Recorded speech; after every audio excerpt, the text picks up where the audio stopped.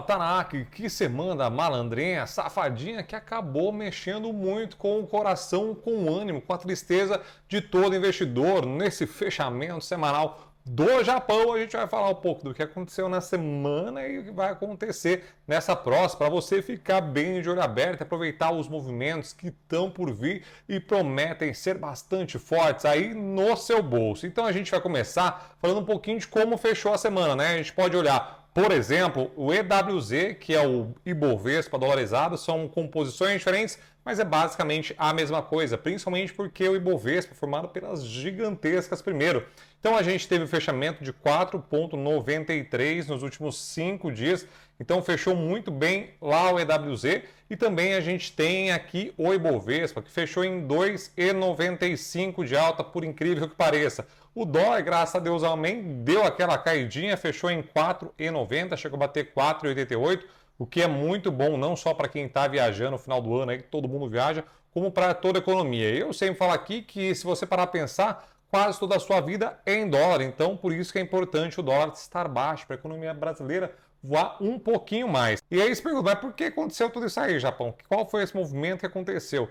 Foi basicamente a manutenção da taxa de juros pelos Estados Unidos. Ninguém sabia o que aconteceria, né? A economia por lá está pujante, está um cavalo maluco correndo e ninguém segurava até então. E aí agora, com um dado que aconteceu nessa sexta-feira, deu sim para as economias se empolgarem um pouquinho e aí a bolsa vai junto, né? Então, taxa de juros se manteve entre 5,25 e 5,50 lá nos Estados Unidos. A gente tem esse site que eu vou deixar aqui embaixo o vídeo para vocês sobre as 5 bolas de cristal do mercado financeiro, e esse site é um deles que dá para mais ou menos saber qual é a aposta de todo o mercado em relação à taxa de juros americana, que é mandante no mundo todo. E aí, basicamente, hoje, a próxima reunião, também todo mundo está esperando que mantenha a mesma taxa, 95%.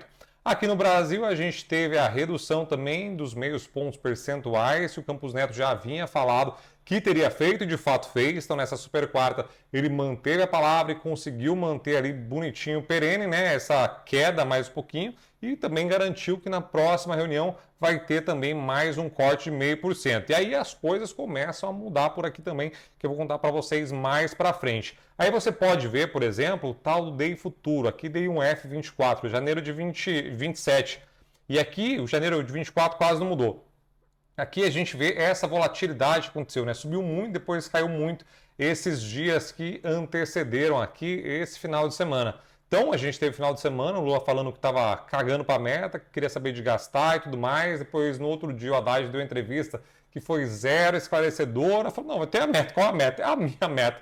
Então o bagulho foi zoado demais. Então por isso a bolsa caiu muito na semana passada e a gente estava com esse sentimento mais negativo. Só lembrando que está tendo uma treta interna no governo e também não definiram o orçamento pro ano que vem. Então, por enquanto, não tem essa meta fiscal definida ainda, tá bom? E aí, o que aconteceu? Então, teve o payroll, que veio abaixo do esperado, abaixo do consenso. E esse, eu sempre falo aqui, que é o paradoxo do desemprego, né? Sabe que o emprego é muito bom, porra, a economia tá bombando, emprego, todo mundo feliz, todo mundo viajando para Disney, aquela alegria só. Só que, quando a inflação tá muito alta, o Banco Central tem que fazer o quê? Subir os juros, que é o que tem feito. E aí, um dos sinais que a febre está baixando é o tal do desemprego aumentando, e foi o que aconteceu por lá. Não foi muito ainda, né? O que é bom para todo mundo estar empregado, mas também não foi acima do esperado, que era o que tinha acontecido até então.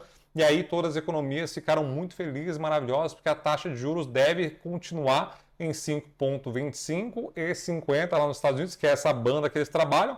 E aí, obviamente, talvez lá na frente vai ter espaço para o Banco Central americano começar a cortar a taxa de juros. Muita gente está esperando só no final de 2004 esse primeiro corte, então tem que ver, né? Vocês viram aqui no Brasil, por exemplo, quanto a taxa de juros ficou ainda altíssima, em 3,75, para poder começar a ter esses resultados, né, de que de fato a febre está abaixando a inflação aqui no Brasil, e a gente inclusive viu deflação aqui nos últimos tempos. Então foi o tal do payroll. E aí o Jerome Powell falou assim que o pessoal estava questionando se ia ter mais um aumento ou não. Ele falou assim, não é uma promessa, né? Então foi o suficiente para que boa parte do mercado interpretasse que o patamar atual dos juros é terminal, ou seja, vai morrer. Mentira, vai morrer, mas vai continuar nessa faixa aí, e aí isso anima o mundo todo, porque primeiro a inflação dos Estados Unidos é o primeiro sinal e a taxa de juros não aumentando por lá, quer dizer que meio que quem comprou renda fixa por lá comprou, agora o dinheiro pode espalhar pelo mundo todo e aí que entra o Brasil na jogada. E depois desses dados também,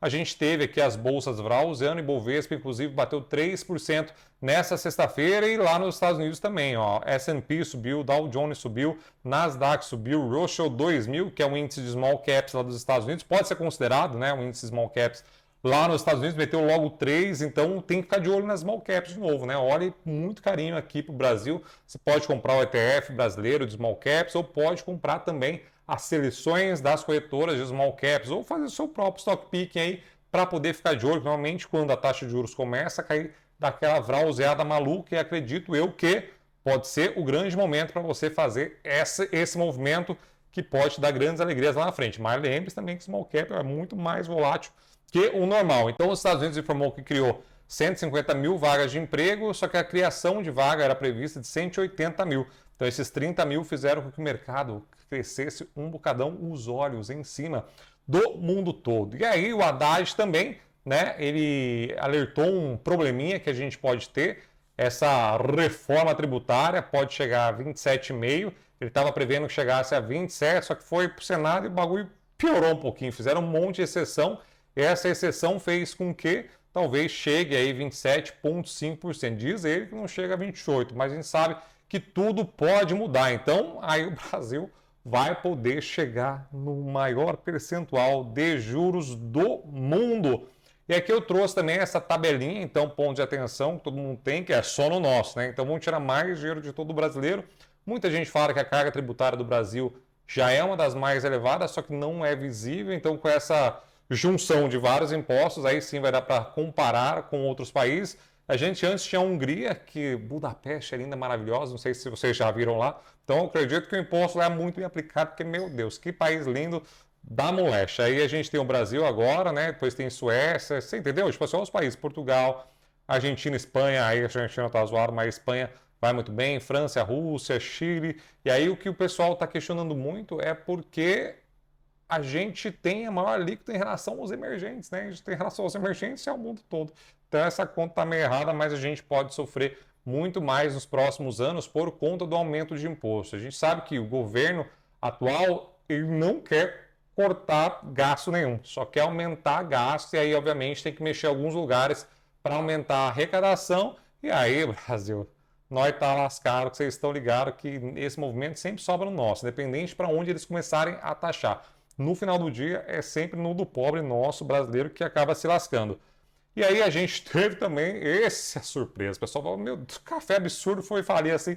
E não foi a Starbucks que faliu, pediu falência, na verdade, né? Foi a SoftRock, que é quem licenciou, né? Quem a Starbucks autorizou eles funcionarem aqui no Brasil e eles estão pedindo a recuperação judicial. Só que, aparentemente, o juiz negou essa recuperação judicial. Então vai ter muita coisa no desenrolar. Em paralelo a tudo isso, a Starbucks já pediu para tirar a exclusividade da SoftRock. Então vai ter muita coisa para rolar. Mas olha como que é doideira, né? A gente pega uma marca tão linda, crescendo no mundo todo, e olha aqui, ó. Justiça negou o pedido, né, judicial da operadora do Starbucks, só que Starbucks mundial, Starbucks marca, teve uma receita recorde, ó. Tem receita recorde de 9,4 bilhões e ignora pedido de recuperação judicial da rede no Brasil. Se você for lá fora, a gente tropeça em Starbucks, né? A gente vê às vezes no mesmo prédio tem 200 no mesmo lugar. No Brasil a gente teve esse movimento, mas é muito espaçado, então é muito pouco significativo para variar a posição do Brasil. Mas é muito triste, porque, mano, Starbucks é topzera demais, né, Brasil? O que a gente faz, né? E aqui alguns alertas. Agora, os momentos, abre o olho, é onde cuidado para você. Com a taxa Selic baixando, né, chegando a 12,25 e deve ter o próximo corte, fechando o ano a 11,75, a gente não tem mais 1% ao mês do brasileiro tranquilo, né? O brasileiro já não tem mais de novo direito do 1% ao mês que todo mundo voltou a falar e que todo mundo ama. Por quê? Porque para você conseguir 1% ao mês tem que ter uma taxa acima de 12,68. E aí, Brasil, esse cara aqui você ainda consegue achar em alguns pré-fixados. Então, se você não pré-fixou ainda, de repente é um bom momento para você dar uma olhadinha nesses títulos. Pode ser CDB e aí pode ser também algumas debêntures que estão bastante topzera, como da AEG, que saiu esses dias com 14%. A AEG, para quem não sabe, é uma das controladas da Itaúsa. Então tem bastante coisa rolando. Essa foi uma oferta para investidor profissional, quem tem acima de 10 milhões de reais. Então, os investidores do Japão conseguiram aproveitar, mas antes disso teve para investidor qualificado também, que é quem tem acima de 1 milhão de reais. E aí também conseguiram aproveitar boa parte dos meus clientes. A gente pegou a 13,40, depois 13,70, depois 14%.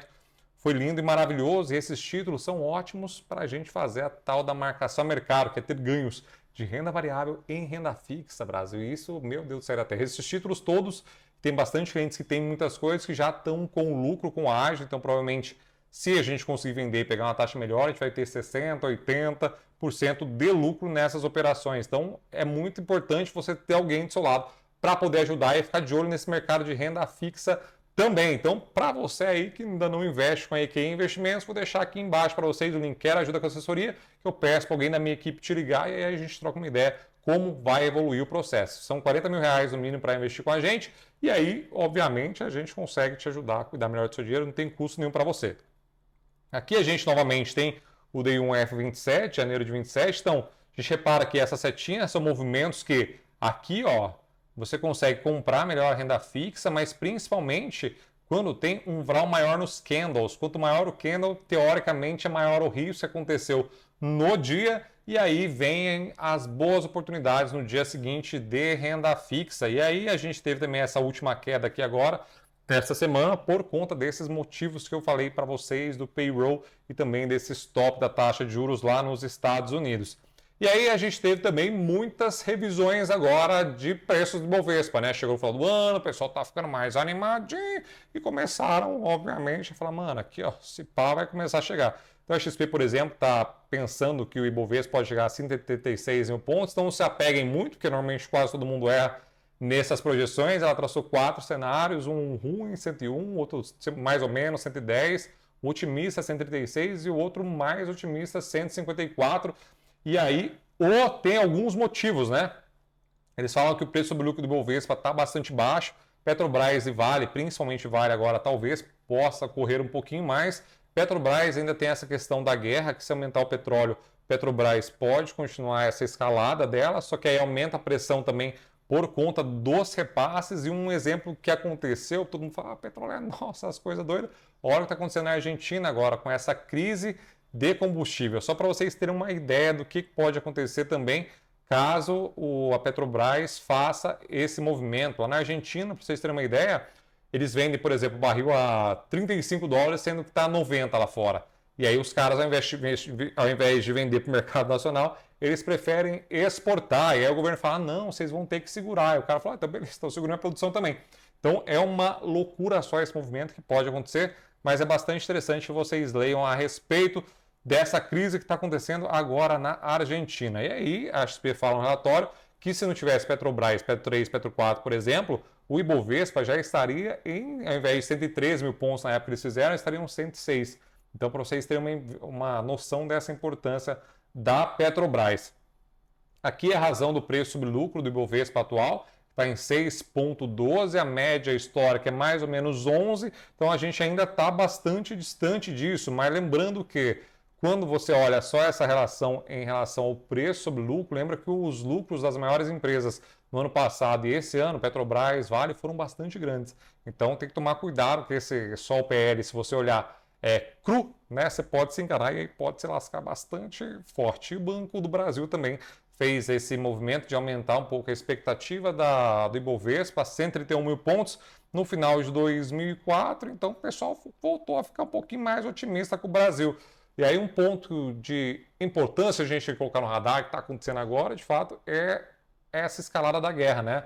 Hezbollah fez alguns movimentos, aparentemente não vai escalar, segundo eles, mas vocês sabem que não dá para confiar em palavra de ninguém quando se trata em guerra, né? Então, é um ponto que tem que ficar muito ligeiro nos próximos dias, /semanas, /meses, tem que ficar acompanhando, tomara Deus que não aconteça nada mas é um negócio que você tem que ficar atento. Eu fiz um vídeo, inclusive, como proteger também a sua carteira em momentos como esse, e especificamente esse em relação também ao Irã. Tem um estreito lá que vocês vão ver no vídeo, que é muito importante que o Irã não entre nessa guerra, porque aí o bagulho vai azedar para todo mundo. E aí a gente teve também, né, essa questão do Lula, para a gente ficar atento, ele tem que ficar, ele recusa os cortes no orçamento e tá de olho ali nessa nova meta fiscal. Então ele falou, mano, dinheiro bom é dinheiro em obra, né, não parado.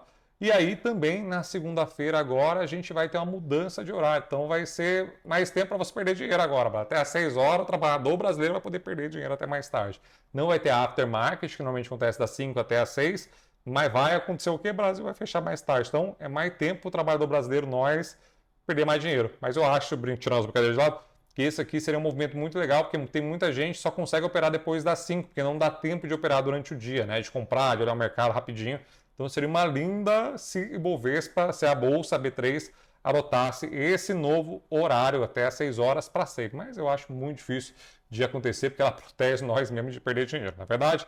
Então, Tanaka, foi esse resumão, esses pontos que a gente tem que ficar ligeiro. Teve a treta também agora, a próxima é do Rui Costa e também o Haddad, né? Essa relação a esses movimentos da meta fiscal, que eu acho que vai ser bastante importante. O Rui Costa falou que não vai poder aumentar a gasto, vai poder nada, e o Haddad está ali nessa sinuca de bico que o Lula colocou o bichão agora. Então, tem muita coisa para acontecer, não quero que vocês fiquem extremamente otimistas, falem, meu Deus, agora rally do ano, loucura, Magazine Luiza e a varejo.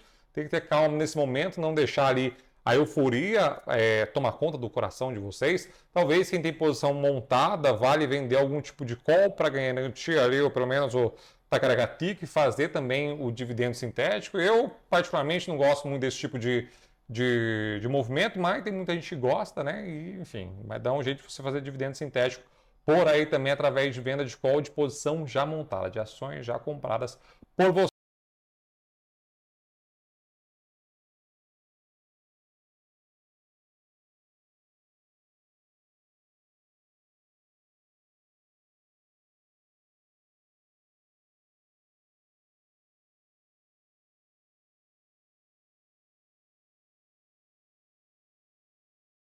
Abrir mais o olho ainda para poder ficar ligeiro e comprar coisas boas. Quando está tendo esse outro tipo de movimento de muita euforia, também tem que relaxar para não comprar apressadamente, aí por medo de ficar fora, né, o famoso FOMO, e aí você depois se lasca e aí fica com as carteiras lascadas como estamos até agora, e há uns 3 anos tem sido sofrido para o investidor mundial da Bolsa de Valores, principalmente o brasileiro, tá bom? Então é isso aí, criançada. Beijinho no frio de cara de vocês. Já deixa o like aqui, se inscreve no canal e toca a caracateca também. Beijinho no frio de cara de vocês. Não me minha barba, vestir com o cenário, só começar.